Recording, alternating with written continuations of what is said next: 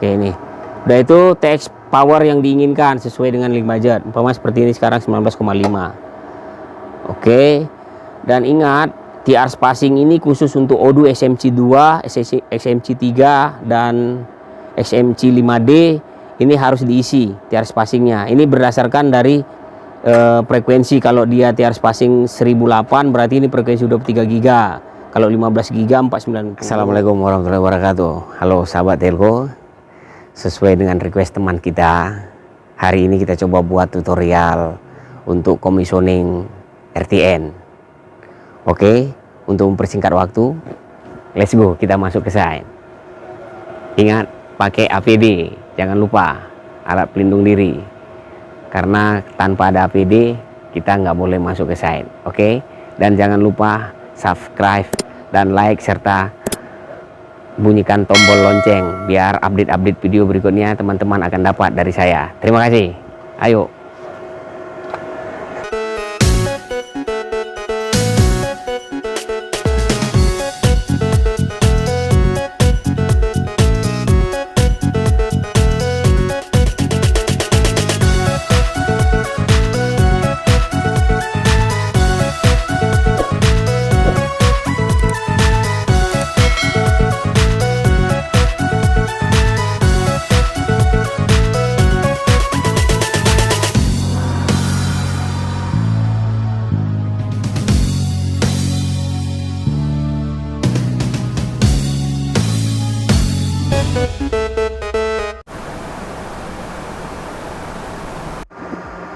Oke, hari ini coba kita buat tutorial untuk commissioning. Di sini RTN yang digunakan adalah RTN seri 910, yang mana konfigurasinya itu 2+0. Bisa kita lihat dari ada dua modul IF-nya, yaitu menggunakan ISU2 dan ESP3. Oke, port NMS COM ini adalah port untuk login ke arah IDU RTN nih. Oke, dan kalau ada penambahan RTN di bawahnya, port ini juga adalah port NMS interkoneksi ke arah IDU yang baru. Oke, di sini RTN-nya sudah menggunakan hybrid main active I1, yang mana bisa kita lihat IP dan TDM kombinasi dalam satu transmisi. Ini adalah kabel traffic atau kabel tributari 16 I1. Dulunya 2G-nya ini masih menggunakan I1, transmisi I1. Ini bisa kita lihat di DDF-nya. Kita buka DDF-nya ini. Nah, ini masih ada koneksi kabel 2 mega ke arah BTS 2G dulu. Sekarang sudah disuap, dan sekarang sudah disuap dengan 4G LTE seri Nokia. Ini bisa kita lihat di port GE2 sekarang aktif, dan 3G-nya di GE1, port GE1 menuju ke 3G-nya Huawei. Serinya adalah 3900, BTS 3900. Oke. Ini koek ini lari ke arah antena di atas tower. Nah, poin to poinnya ini adalah handset, dan uplinknya dikoneksikan melalui radio menuju ke uplink. Seperti itulah garis sinyal dari uplink menuju ke handset ini. Dan ini site berarti ada dua sistem, ada 3G dan ada 4G. Dan di RTN seri 910 ini juga menggunakan power supply 2 input, yaitu PS1 dan PS2, biasa disebut juga dengan power main 1 dan power standby. Seperti itu. Oke, langkah berikutnya setelah dibuka Start Web LCT, kita advance search untuk mencari IP atau IDU yang terkoneksi ke laptop, yang mana domain IP-nya itu disesuaikan dengan IP yang kita masukin tadi, yaitu berawalan dari 129 dan .9. Baru langsung search. Oke, biasanya kalau NMS udah terkoneksi ke semuanya, maka banyak yang muncul IP yang dalam satu gateway seperti ini. Jadi untuk mengetahui IDU yang terkonek langsung dengan laptop itu adalah dia harus berlambang ada di sini tulisan. Ini kita end dulu biar enggak terlalu banyak yang masuk, karena IDU ini udah terkoneksi ke uplink-nya. Oke, cari di sini yang ada tulisan G, gateway. Ini. Nah, yang G ini berarti itu adalah IDU yang terkoneksi langsung ke arah laptop. Oke, baru di add NE-nya.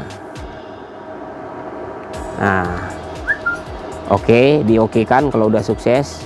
Ini muncul, di close. NE advanced-nya. Ini communication statusnya normal. Itu berarti laptop dengan IDU sudah terkoneksi. Jadi tinggal login. Bisa menggunakan login di fitur bawah atau kita klik kanan. Nah, di sini ada tulisan NE login. Oke. Kita pakai usernya LCT, passwordnya password, tapi biasanya chengmi_123 dengan C besar. Coba kita tes ya. chengmi_123. Kita coba OK. Oh, pilot. Ternyata IDU ini sudah diganti passwordnya menjadi password.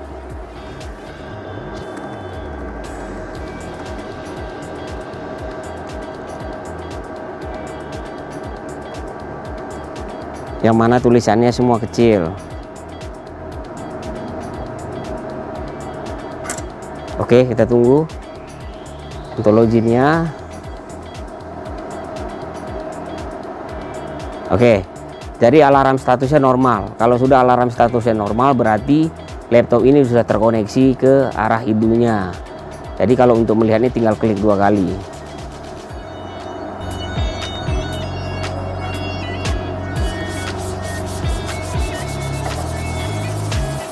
Tinggal kita klik kanan atau diklik kanan, di sini ada NE Explore. Tuh, kita berarti udah masuk login ke arah IDU-nya. Oke, ini adalah layoutnya. Kalau dia IDU baru biasanya ODU-nya itu atau isunya masih berwarna hijau buram, yang mana physical boardnya belum ter-add. Karena ini IDU existing, maka dia udah hijau terang. Jadi dia sudah running atau sudah terinstall. Jadi ini slot layoutnya. Langkah pertama berikutnya untuk commissioning itu adalah dari NE attribute, attribute, yang mana idealnya atau standarisasinya adalah kita harus tulis set ID dari set tersebut dan set name dari set tersebut. Dan kalau dia lebih dari satu IDU-nya harus kita buat redundant, umpama IDU berikutnya IDU 1, IDU 2, IDU 3 dan seterusnya. Next, langkah yang berikutnya adalah kita masuk ke microwave link konfigurasi. Hanya ini langkah-langkah commissioning.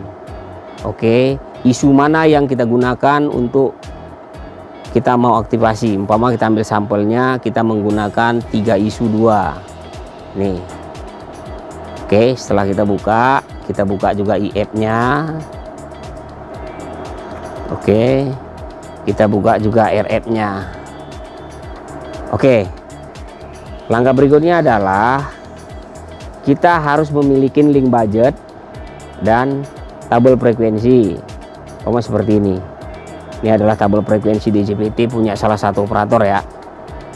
Oke, next.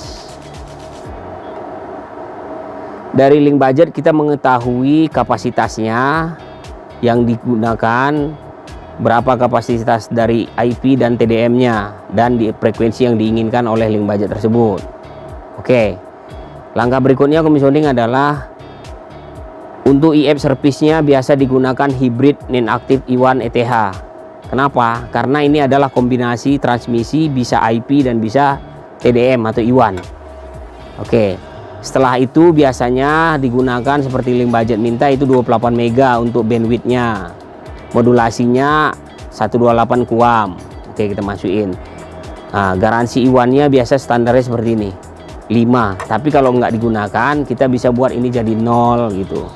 Nah, ini bisa diganti jadi 0, bisa diubah jadi 0, nggak ada masalah. Oke, tapi kalau digunakan sesuai dengan berapa TDM yang diinginkan oleh si BTS. Oke, nextnya kita masukin frekuensi seperti ini, seperti yang diinginkan oleh DJPT. Contohnya 23, ini frekuensi 23506. Dia frekuensi DJPT apa enggak, atau link budgetnya minta itu enggak gitu. 23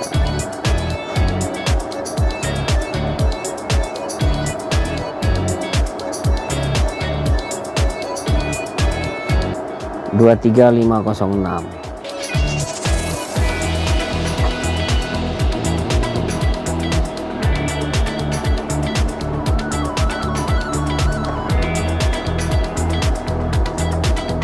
Oke, ternyata ini frekuensi DJPT-nya.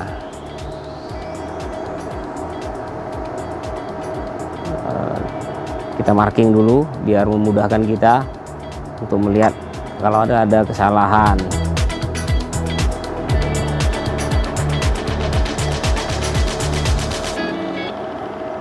Oke, di frekuensinya dengan di parhennya 22498. Next kita balik ke web LCT. Oke, ini udah, itu TX power yang diinginkan sesuai dengan link budget. Umpama seperti ini sekarang 19,5. Oke, dan ingat TR spacing ini khusus untuk Odoo XMC2, XMC3 dan XMC5D. Ini harus diisi TR spacingnya. Ini berdasarkan dari frekuensi. Kalau dia TR spacing 1008 berarti ini frekuensi 23 GB. Kalau 15 GB 490. Kalau dia ini di tabel frekuensi, di sini ada masing-masing TR spacing, setiap frekuensi berbeda. Oke, kita lanjut.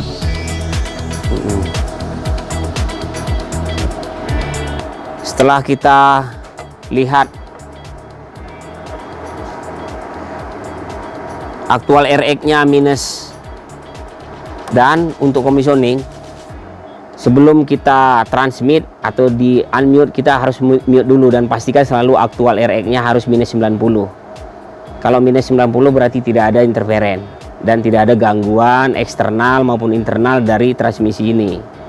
Tapi kalau seandainya ada frekuensi aktual RX yang umpamanya dapat minus 56 atau minus 60, berarti ada interference. Caranya adalah kita bisa scan frekuensi ini berdasarkan dari DJPT-nya. Nih, jadi bisa kelipatan dari ini, anggap aja ini kebetulan dia di channel 142. Nah, jadi bisa dipakai di channel nextnya itu adalah channel 150, karena channel 150 adalah menggunakan frekuensi 28 mega. Begitu juga sampai dapat minus 90. Setelah itu baru di apply. Nah, tapi karena ini link existing, kita cukup query aja ya, jadi kita nggak ganggu servisnya gitu. Oke, setelah itu dapat minus 90 baru kita unmute. Langkah berikutnya adalah kita pergi ke parhennya. Perbedaan parhen dan nearhand ini hanya di frekuensi. Kalau di nearhand frekuensi TX-nya 23506, berarti di sisi lawan frekuensi TX-nya adalah 22498. Oke, demikian aja. Semoga bermanfaat buat kita. Dan kalau ada pertanyaan, silakan di komen. Nanti kita akan coba komunikasi. Sampai ketemu di video berikutnya. Salam satu sinyal.